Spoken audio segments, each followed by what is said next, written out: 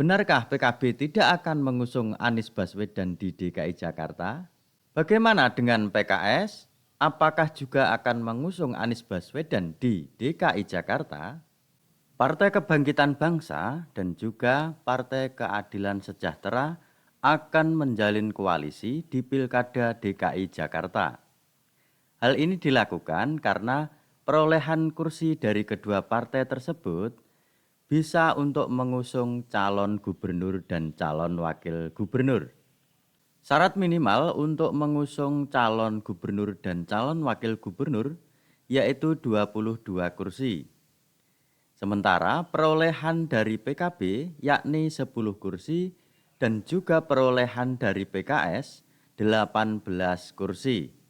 Yang artinya jika disatukan kedua partai tersebut telah lebih dari batas minimal untuk mengusung calon gubernur dan juga wakil gubernur. Meskipun pernah sama-sama dalam koalisi perubahan untuk mengusung calon presiden yaitu Anies Baswedan pada Pilpres 2024 kemarin, apakah dalam kesempatan Pilkada DKI Jakarta ini, kedua partai tersebut akan tetap mengusung Anies Baswedan?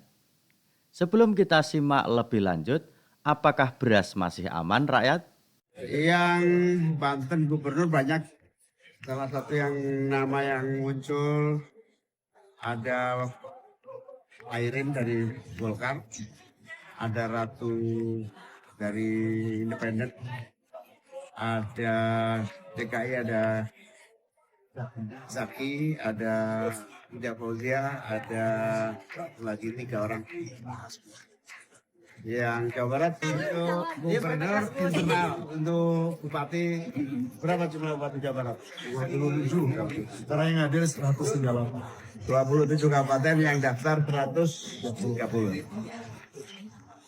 Terus yang Jawa Barat tadi belum dengar, Belum. bisik-bisik soalnya. Jawa Barat ini masih bisik-bisik. Ya, dari internal ada Bunda sama Pak Cucu. Caimin membocorkan beberapa nama yang akan diusung dalam pilkada serentak nanti. Khusus untuk DKI Jakarta ada nama Hasbiaullah Ilyas dan juga Ida Fauzia.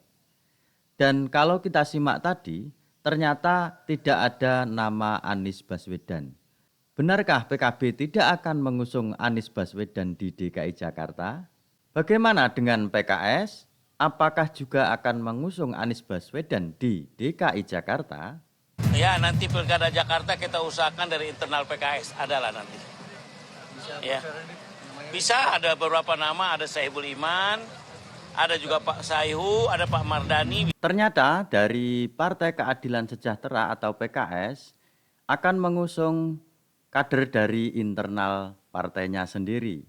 Ada beberapa nama yang tadi sempat disebutkan. Anies pastinya dia akan kembali, tetapi kami dari PKS mengatakan Pak Anies sudah 25% sebagai tokoh nasional.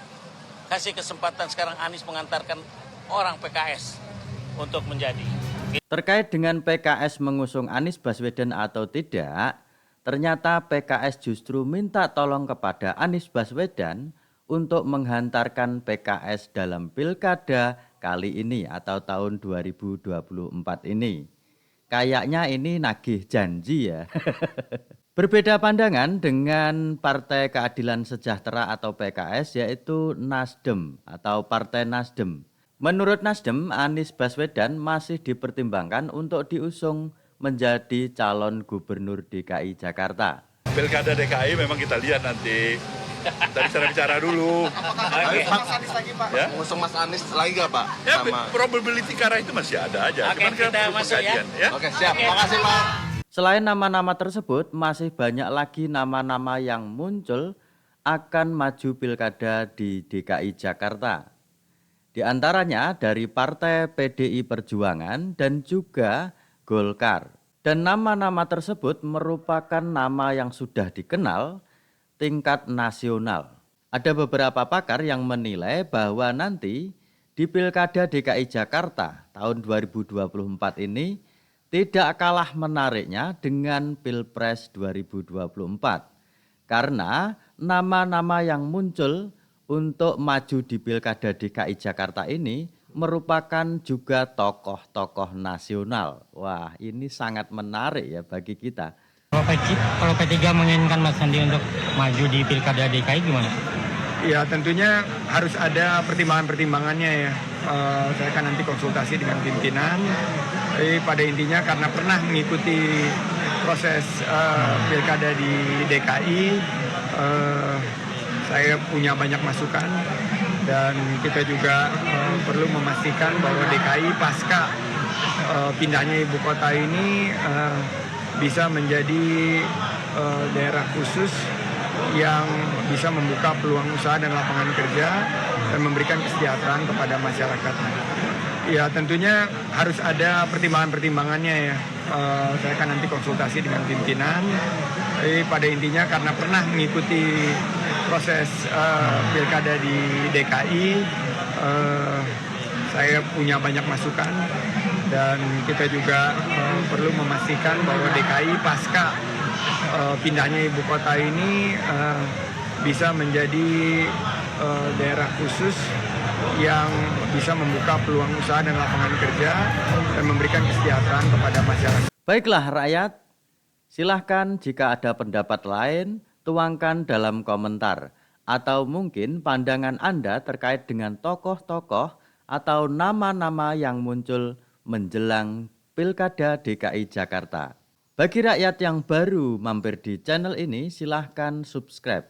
Konsolidasi Solitik, tempatnya diskusi politik, demokrasi, dan civil society.